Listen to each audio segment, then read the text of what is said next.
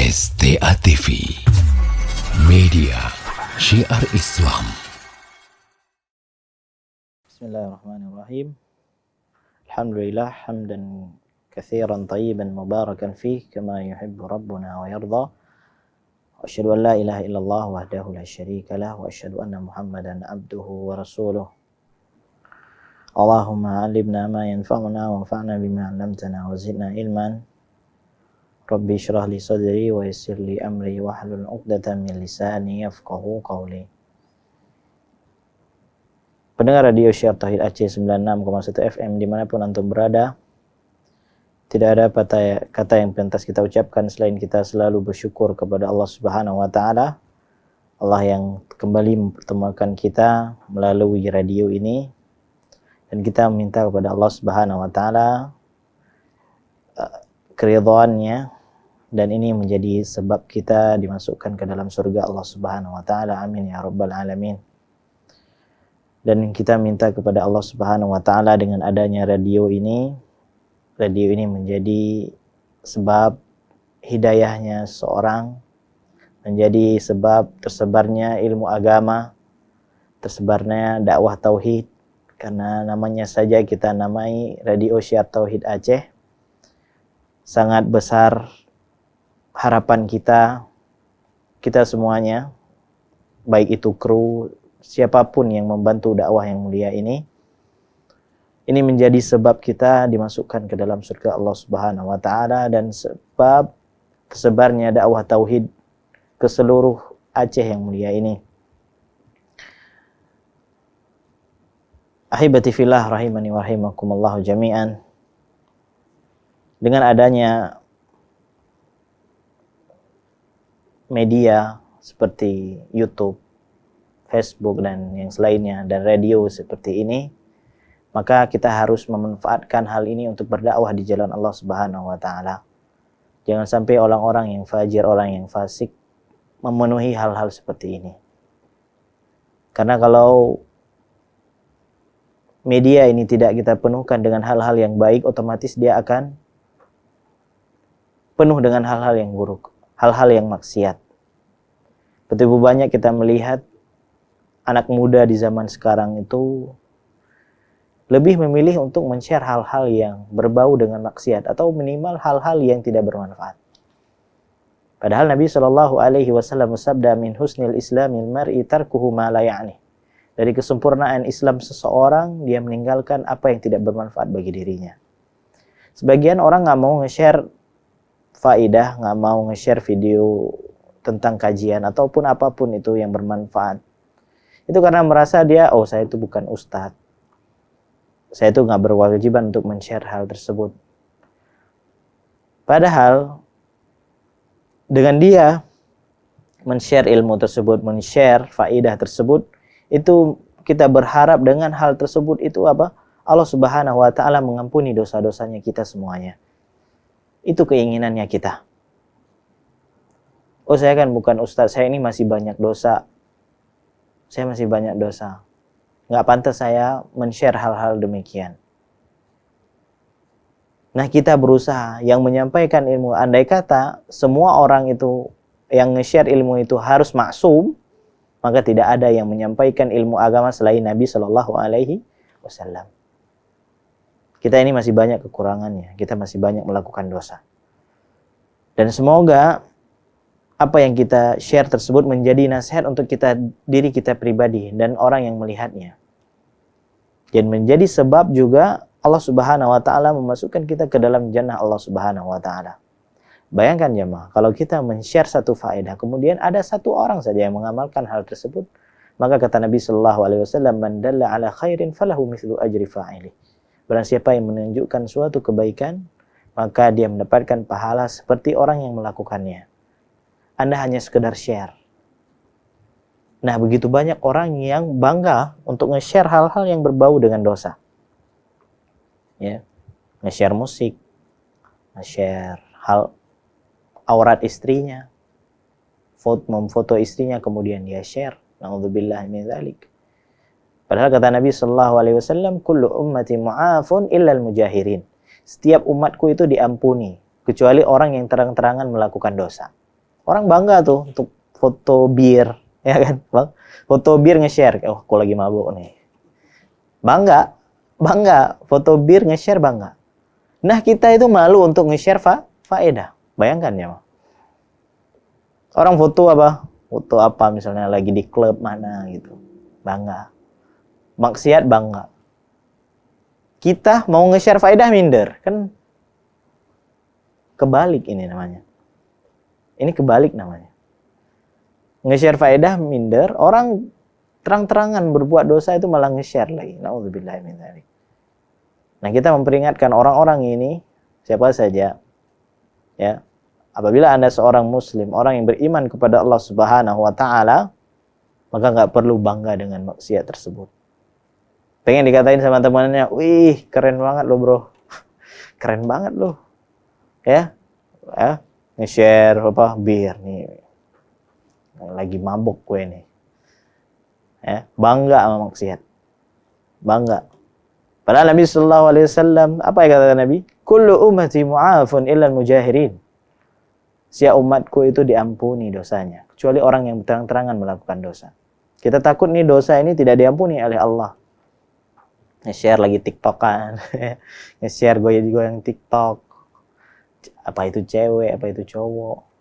Sangat miris ya mah. Kita melihat anak muda di zaman sekarang itu sangat miris. Kita sedih lihatnya. Sedih. Anak muda taat itu dicurigakan sekarang. Anak muda taat sholat ke masjid 5 waktu itu dicurigai sekarang. Oh itu kayaknya ini siapa ini? Ini kayaknya radikal nih. Tapi anak muda goyang-goyang di TikTok orang biasa aja.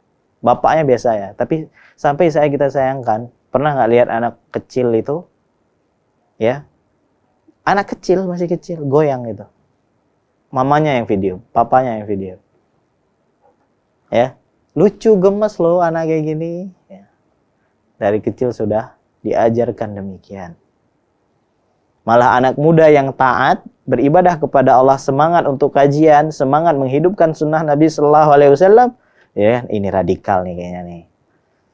Ini kayaknya nih apa nih pemahaman baru nih, Islam baru nih menurut mereka. Bukan dia yang baru, Anda ini yang baru nih sebenarnya. Maka benar apa yang diucapkan oleh Nabi Sallallahu Alaihi Wasallam, badal Islamu ghariba. Sayaudu ghariba kama bada fatuba lil ghuraba. Islam ini datang dalam keadaan asing. Maka dia akan kembali dalam keadaan asing. Maka berbahagialah kepada orang-orang yang asing. Pemuda taat kepada Allah itu asing di zaman sekarang. Maka saya menasihati para pemuda, teman-teman saya, siapa saja yang mendengarkan radio Syiar Tauhid Aceh 96,1 FM, manfaatkan masa mudamu. Manfaatkan masa mudamu. Karena itu akan berefek. Antum akan melihat hal tersebut tatkala antum tua. Tatkala masih muda, dia sudah taat kepada Allah Subhanahu wa taala, insyaallah tuanya juga akan jadi orang-orang yang saleh. Dan kita berharap kalau kita di masa muda kita sudah taat kepada Allah Subhanahu wa taala, itu menjadi sebab syafaatnya Allah Subhanahu wa taala. Begini Nabi sallallahu alaihi wasallam sabda, sab'atun yudhilluhumullahu taala fi dhillihi yauma la dhilla illa dhilluh. Ada 7 golongan yang dimana Allah akan naungi mereka, Allah akan tolong mereka, di mana tidak ada naungan selain naungan Allah Subhanahu wa taala. Tidak ada pertolongan selain pertolongan Allah Subhanahu wa taala. Di antaranya siapa? Syabun nasya'a fi ibadatillah. Adalah para pemuda yang di masa mudanya telah taat kepada Allah Subhanahu wa taala. Orang tua taat itu udah wajar. Ya. Kalau orang tua nggak taat itu keterlaluan tuh. Udah tua masih nggak kenal sama Allah itu keterlaluan. Udah tahu ini orang ini umurnya udah nggak lama. Umurnya udah 50-60 tahun. Ya, udah tua, udah sakit-sakitan, masih aja melakukan maksiat, itu keterlaluan. Anak muda taat kepada Allah ini luar biasa. Ini orang spesial. Maka semoga kita menjadi orang-orang yang spesial, orang-orang yang sedikit. Siapa yang membawa Islam terdahulu? Ya, semuanya anak muda. Dan anak muda ini masih diberikan apa? Kekuatan. Masih diberikan apa? Pemahaman yang kuat. Dikumpulkan. Anak kecil, kalau kita melihat anak kecil, memiliki apa? Kekuatan. Tetapi tidak memiliki pemahaman yang matang. Orang tua memiliki pemahaman yang matang. Tetapi kekuatannya udah nggak ada. Nah, anak muda mengumpulkan dua hal tersebut. Ya, kekuatan ada, kemudian memiliki apa? Pemahaman yang matang. Maka kita harus serahkan ya. Maka anak muda itu harus bersemangat berdakwah di jalan Allah Subhanahu wa taala, bersemangat untuk beribadah kepada Allah Subhanahu wa taala. Bersemangat untuk mengkaji ilmu kemudian mengamalkan ilmu tersebut. Ya. Jemaah yang mulia rahimani wa rahimakumullah jami'an. Kita baca kitab yang mulia ini, kitab Ushul Tsalatsah. Ini dikarang oleh Syekh Muhammad bin Abdul Wahhab rahimahullahu taala. Beliau mengatakan wa anwa'ul ibadah allati amara Allahu biha. Dan macam-macam ibadah yang Allah perintahkan dengannya mislul Islam. Seperti Islam. Kemudian al-iman. Kemudian iman. Kita sudah membahas apa itu iman di pertemuan yang lalu. Kemudian ihsan. Ihsan sebagaimana apa yang diucapkan oleh Nabi sallallahu alaihi wasallam. Anta abudallah ka'annaka tarahu fa illam takun tarahu fa innahu yaraka. Kamu beribadah kepada Allah seakan-akan engkau melihat Allah. Apabila engkau tidak melihat Allah, sesungguhnya Allah melihatmu. Kemudian yang lainnya, wa minhu, dan diantaranya adalah ad-du'a. Macam-macam ibadah, diantara macam-macam ibadah adalah doa. Doa ini adalah perkara yang besar, perkara yang agung. Maka kita harus berdoa kepada Allah Subhanahu wa taala. Jangan kita memalingkan ibadah doa ini kepada selain Allah. Kalau kita mau minta kepada Allah, jangan minta kepada selain Allah. Karena makhluk ini tidak ada yang mampu. Bukankah kita mengucapkan la haula wala quwwata illa billah? Kita mengucapkan demikian. Tidak ada yang bisa menolong saya kecuali Allah Subhanahu wa taala. Tidak ada daya dan upaya. Jadi jangan kita berharap kepada makhluk. Kalau kita masih berharap kepada makhluk, kita bakalan kecewa. Apalagi berharap kepada mayit-mayit. Minta kepada Allah Subhanahu wa taala tanpa perantara. Bukankah Allah Subhanahu wa taala berfirman, "Wa qala rabbukum ud'uni astajib lakum." Berkata Rabb kalian, "Ud'uni," mintalah kepadaku, maka aku akan ijabahi. Tanpa perantara di sini. Langsung minta kepada Allah Subhanahu wa taala. Di beberapa hari yang lalu saya aneh dengan satu video seorang dai mungkin. Dia mengkiaskan antara Allah dengan siapa? Dengan gubernur. Dia mengkiaskan Allah dengan makhluk. Katanya kalau kita mau ke penguasa, ya, ke gubernur atau yang selainnya, kita bakalan langsung ketemu gubernur nggak? Katanya apa? Kita harus ketemu dengan ajudannya dulu. Kita harus ketemu dengan ajudannya dulu. Kalau kita mau minta sesuatu, kalau kita mau ngomong sama siapa? Sama gubernur atau yang selainnya. Kalau kita mau bertemu dengan orang yang besar.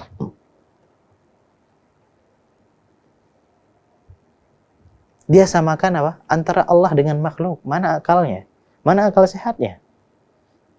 Bukankah Allah Subhanahu wa taala berfirman, "Laisa kamitslihi syai'un wa huwas samiul basir." Tidak ada yang serupa dengan Allah Subhanahu wa taala. Dia yang Maha mendengar dan Maha melihat. Katanya kalau kita mau ke orang yang besar tuh sama ajudannya dulu. Nah, begitu pula katakanlah kita berdoa katanya. Berarti kita harus apa? Ketemu dulu sama wali-wali ini. Na'udzubillahi min dzalik. Dia menyamakan antara pencipta dengan yang diciptakan. Ini kias macam apa ini? Ini sangat disayangkan. Ini adalah bentuk kesyirikan kepada Allah Subhanahu wa taala.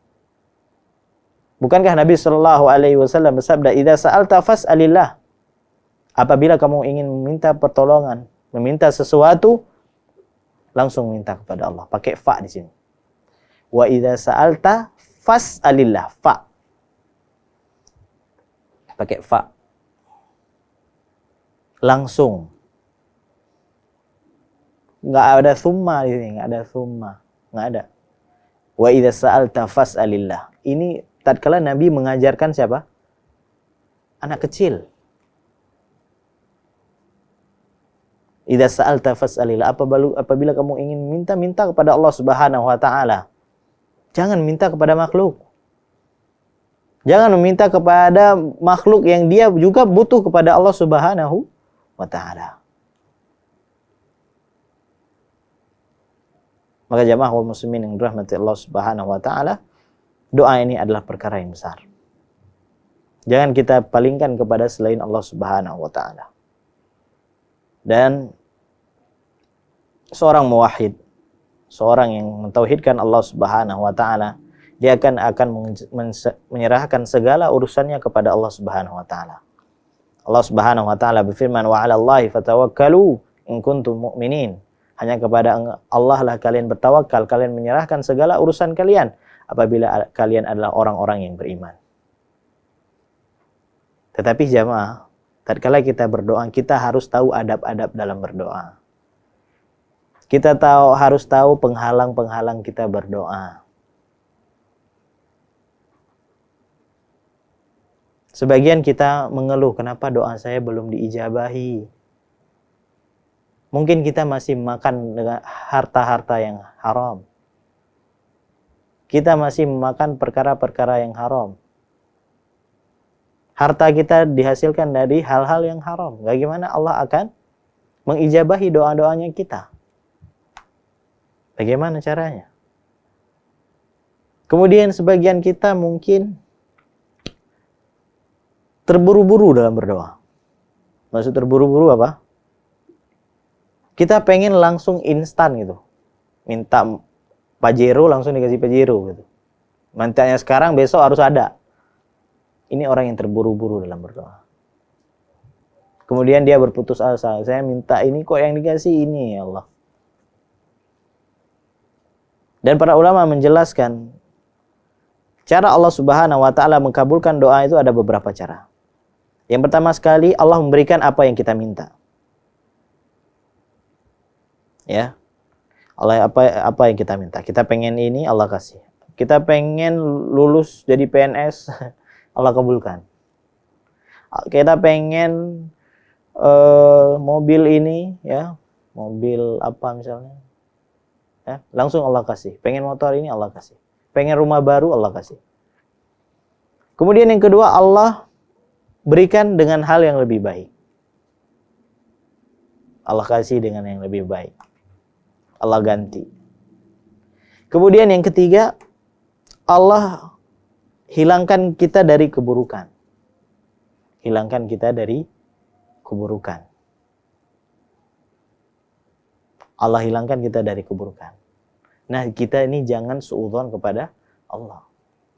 Kenapa sih Allah, saya padahal udah taat, ya, sholat udah 5 waktu saya jaga, saya menghidupkan sunnah Nabi Shallallahu Alaihi Wasallam, tapi masih gini-gini aja, Allah nggak kabulkan.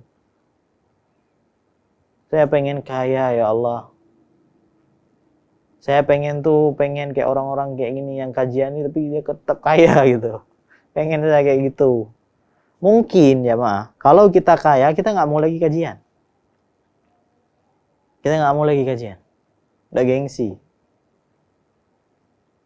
Makanya Nabi Shallallahu Alaihi Wasallam mengatakan nggak boleh kita hasad kecuali kepada dua orang person ini. Yang pertama, Allah berikan kepada dirinya Al-Quran, kemudian dia mengamalkan hal tersebut. Or dia penghafal Al-Quran, ya, dia paham dengan isinya Al-Quran, maka kita pengen kayak orang tersebut. Kemudian yang kedua, orang yang diberikan harta dari Allah Subhanahu wa taala, kemudian dia bersedekah dengannya. Nah, kita pengen kayak orang tersebut. Nah, kita belum tentu nih kalau kita kaya, kita bakalan seperti orang tersebut terkadang. Jangan kita menyangka kemiskinan ini azab terus. Bahwasanya kekayaan itu bukan ujian. Bukankah ulama mengatakan kullu ni'amin la tuqarribuka ila Allah fahiya baliyah. Setiap kenikmatan yang tidak mendekatkan dirimu kepada Allah, maka itu malapetaka bagimu. Dan kita melihat orang diuji dengan kemiskinan itu banyak yang sukses. Tetapi orang yang diuji dengan kekayaan itu banyak yang tidak sukses. Dan Nabi Shallallahu Alaihi Wasallam itu tidak takut kepada umatnya itu apa? Kekayaan. Nabi tidak takut kepada umatnya apa? Kemiskinan. Tetapi yang Nabi takutkan apa? Kepada umatnya dibukakannya pintu-pintu dunia kepada mereka. Itu yang Nabi takutkan. Karena banyak orang nggak siap jadi kaya, banyak orang yang nggak siap. Langsung meremehkan orang lain. Bukan kita bilang kekayaan itu tercela, enggak. Kekayaan itu bisa menjadi nikmat, bisa menjadi manfaat apabila di tangan orang yang bertakwa kepada Allah. Orang yang takut kepada Allah Subhanahu wa taala. Orang yang mencintai Allah dan mencintai Rasulnya. Ini nikmat yang besar. Orang kaya taat, itu suatu kenikmatan yang besar. Tetapi jarang nggak? Jarang.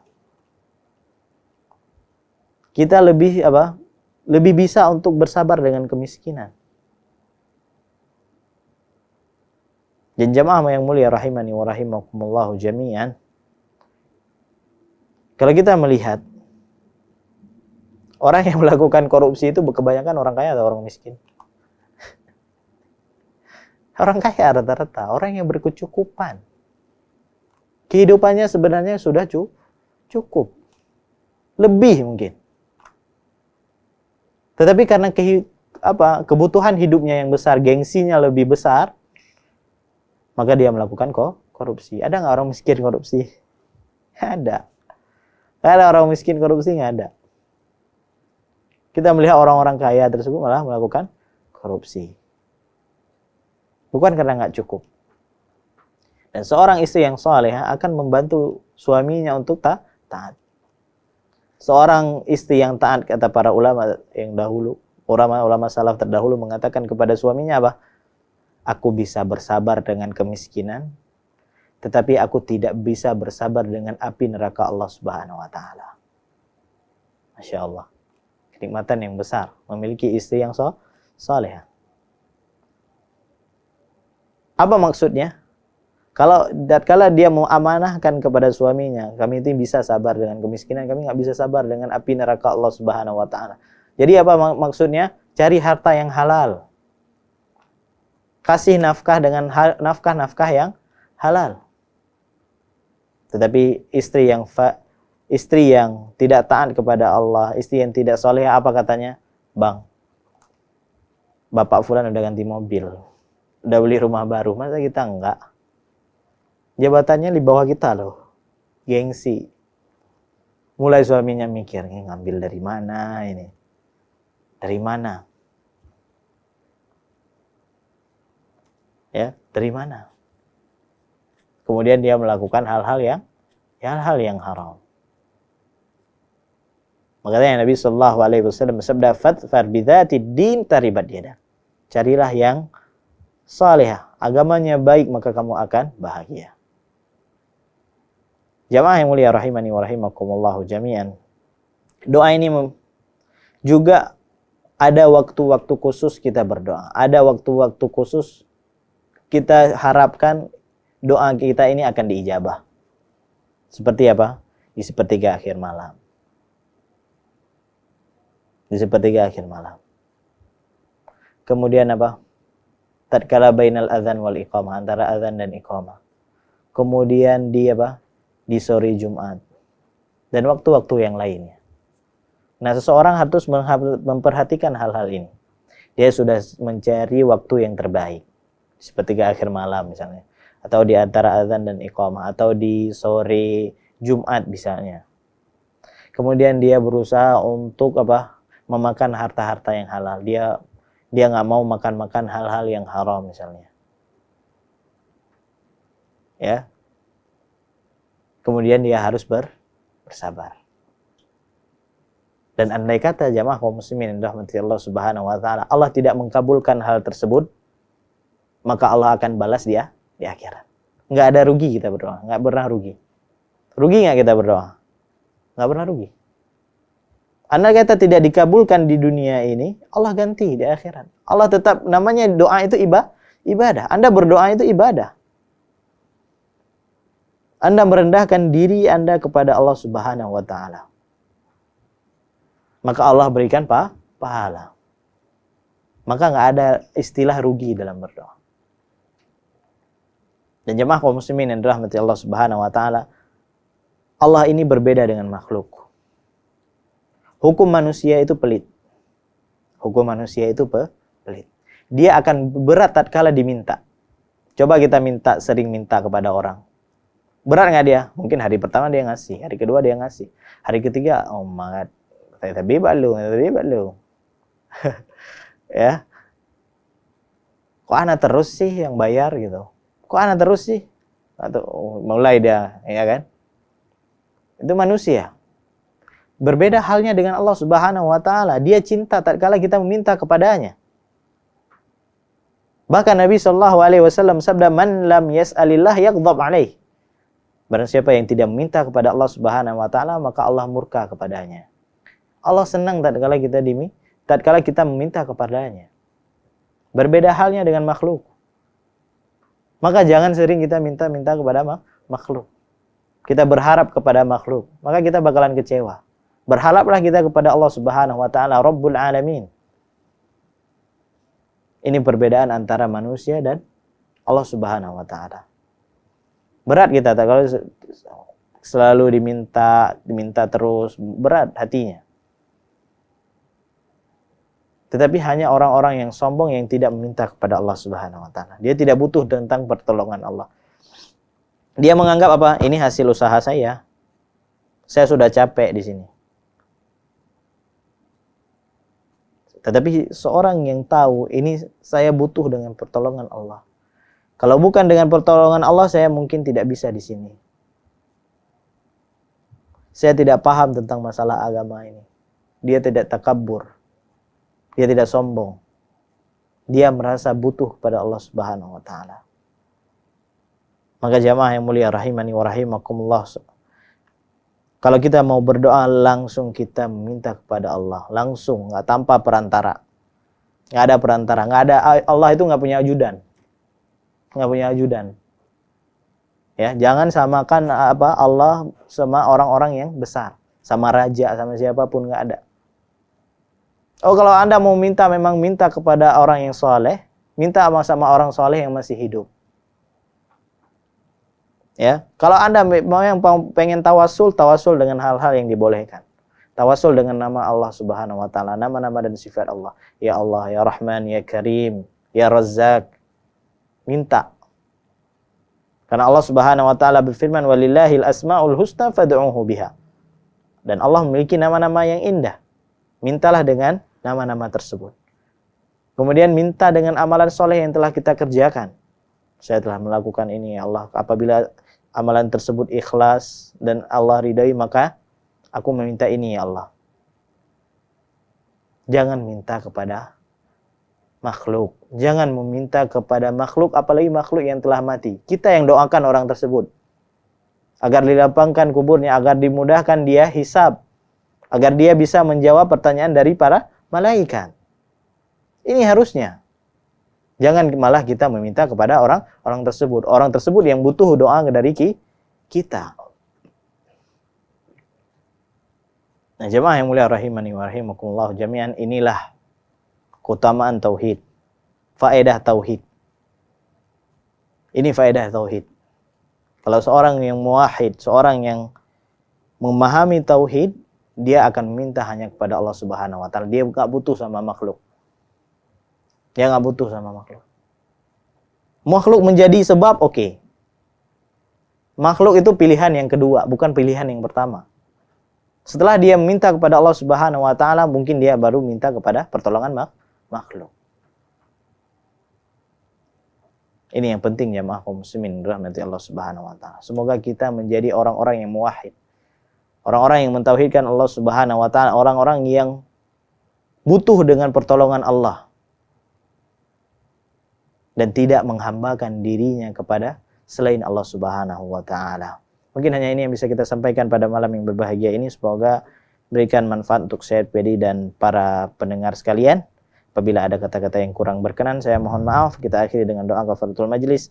Subhanakallahumma bihamdika asyhadu an la ilaha illa anta astaghfiruka wa atubu ilaik. Wassalamualaikum warahmatullahi wabarakatuh.